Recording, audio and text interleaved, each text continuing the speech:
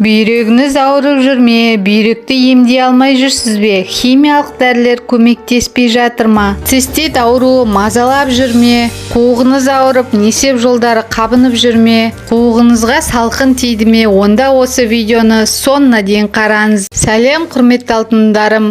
Видеоны жалғастырмай тұрып, каналыма тіркеліп, лайк басып, және тек қана өзіңіз қарамай достарыңызбен, туыстарыңызбен, таныстарыңызбен бөлісе жүріңіз. Емделу жолы, ол үшін біз бір стакан пшенон аламыз, 100 грамм.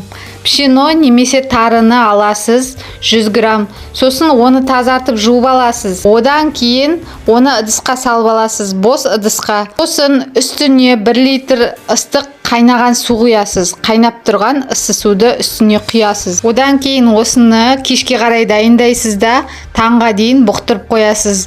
10-12 сағат. Сосын келесі күні осыны таңертеңнен бастап кешке дейін ішесіз, бітіріп тастайсыз. Содан кейін келесі күні жанасын бастайсыз. Осылай 1-2 ай қайталап іше бересіз. Пшено ол кез келген магазинде сатады. Пшено деп сұрасаңыз береді.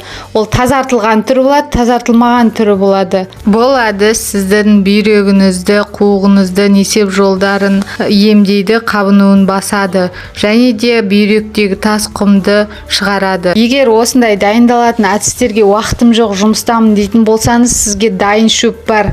Бұл емдік шөп нефрит, пиелонефрит, цистит сияқты аурулардың қабынуын басып, бүйректегі құмды шығарады. Бұл шөп туралы мен толығырақ описанияға номерін жазып кетем, соған хабарласып білсеңіз болады. Алтындарым, видео аяқталып қалды. Видео ұнаса, каналыма тіркеліп, лайк басып, және достарыңызбен, туыстарыңызбен бөлісе отырыңыздар. Денсаулықтарыңыз мықты болсын, амандықта жүздескенше сау болыңыздар.